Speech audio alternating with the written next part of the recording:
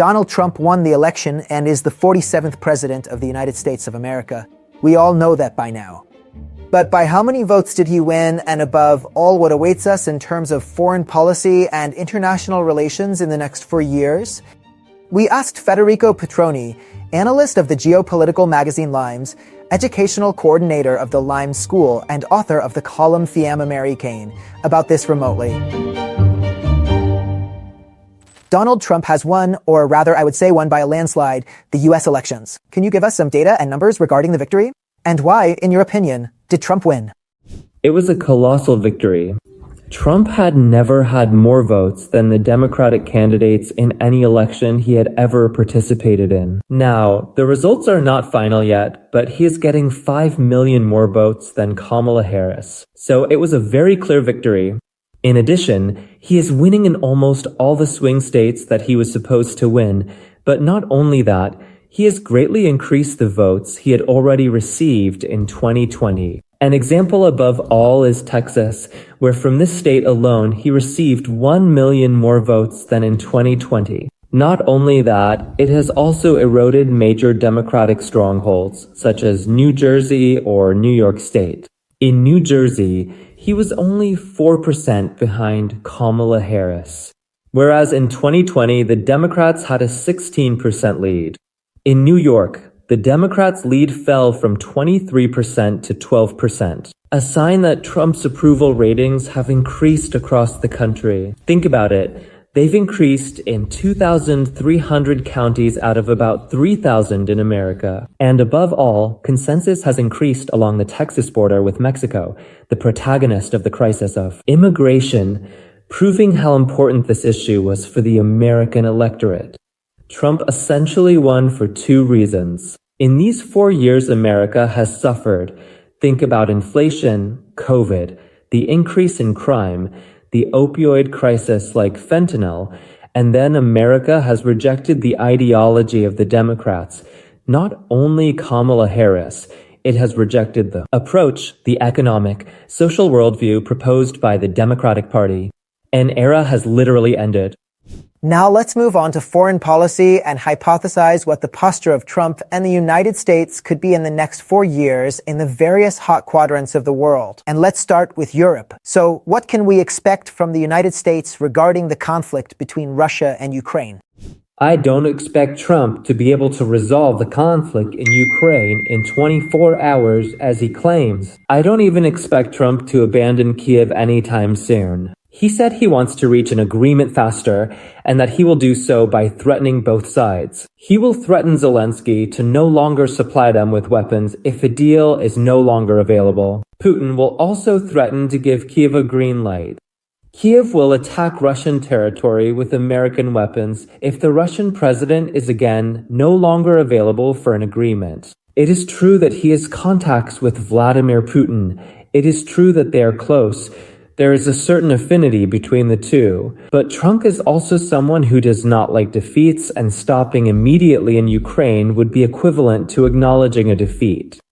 Let's now broaden our gaze to the European Union and NATO. How will the US move with respect to these two organizations? Let's also remember that Trump in recent years, and not only, has made some pretty clear statements on this matter, right?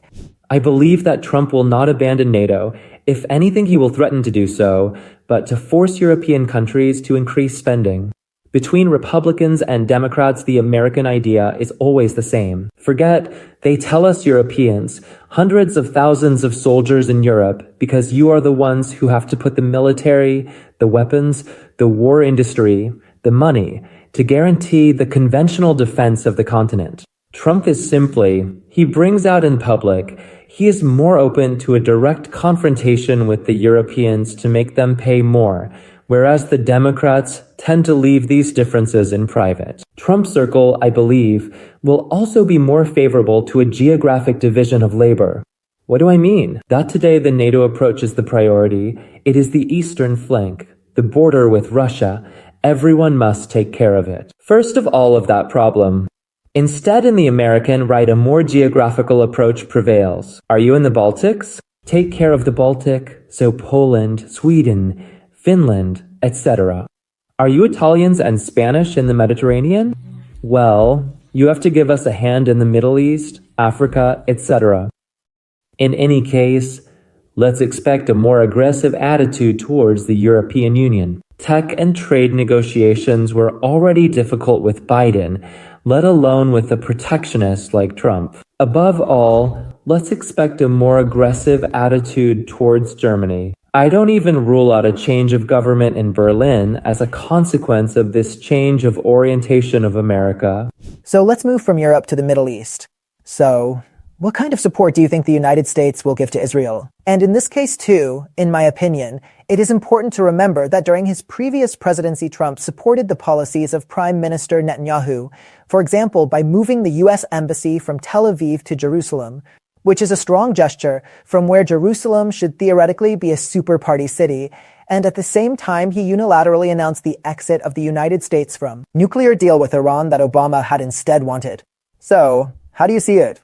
In the Middle East, I expect Trump to remove the few limits Biden has already imposed on Israel. Unfortunately, I expect an even more violent war in Gaza and Lebanon. I expect no opposition from Trump to the wildest plans of the Netanyahu government, among whose ministers, let us remember, there are people who call for the ethnic cleansing of the Palestinians to enlarge Israel. Through the formalization of the annexation of the occupied territories, for example, or through the annexation of the Gaza Strip by expelling the Palestinians. I also expect a more aggressive, but not unlimited, attitude towards Iran, because Iran is seen by the Trump circle as an absolute enemy, unlike Russia, with which they are trying to find agreements, while Iran is considered an irreducible antagonist and a regime to be accompanied to defeat, at least in the narrative that these people close to Trump give us. Let's come to China and the Pacific, which, of all of them, I would say is in some ways the most decisive game for the world's geopolitical balance. Do you think we are facing a new trade war? And what position will the USA take regarding the defense of Taiwan? With China, I expect Trump to escalate the trade war. He started it, Biden maintained it, and above all, Trump promised new tariffs on China. The real question, however, is what purpose this trade war is supposed to serve. Trump sees it as a tool to wrest a short-term, purely economic agreement from Beijing. His advisors, however, are more bellicose than he is. They see this trade war as a first step to detach the American economy from the Chinese one, the so-called decoupling, which serves to reduce the strategic dependencies of the American economy and technology on Chinese supplies, for example. Above all, they see it as a means to put Beijing under strong pressure. In Trump's circle, there are people who openly, even in these months, call not to manage the competition with Beijing, but to declare that the United States must win it as quickly as possible. Definition of victory: Beijing that under pressure stops threatening neighboring countries, and above all, the Chinese population rises up and provides itself with a more legitimate government. Much easier said than done, and seriously harbinger of dangers. Closely tied to the Chinese issue is the matter of critical raw materials like rare earths or lithium, for example, but also deeply connected to new technologies and artificial intelligence. From this perspective, what do you expect?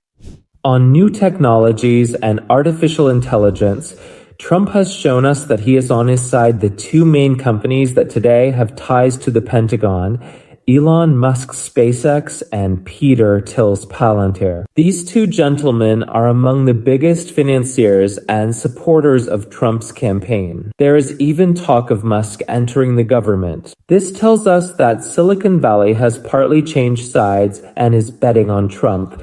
It also tells us that the new American ruling class is banking heavily on technology to maintain American primacy and supremacy. In this sense, it is absolutely not isolationist.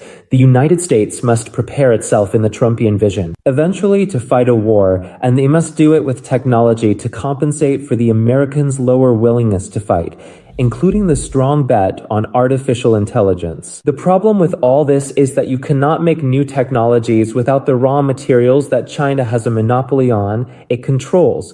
not only because it extracts them, but because it controls the tools to refine these raw materials, such as China's lithium, rare earths, etc. The United States will certainly reopen mines for these metals under Trump, but in the meantime, they will need other countries to supply them with these absolutely essential resources. Here's another reason why the United States will not be isolationist. Finally, still in Asia, there is North Korea, an ally of China and today increasingly also of Russia. Now, Trump during his previous term had tried to ease relations with Kim Jong-un a bit. Do you expect this approach to resume?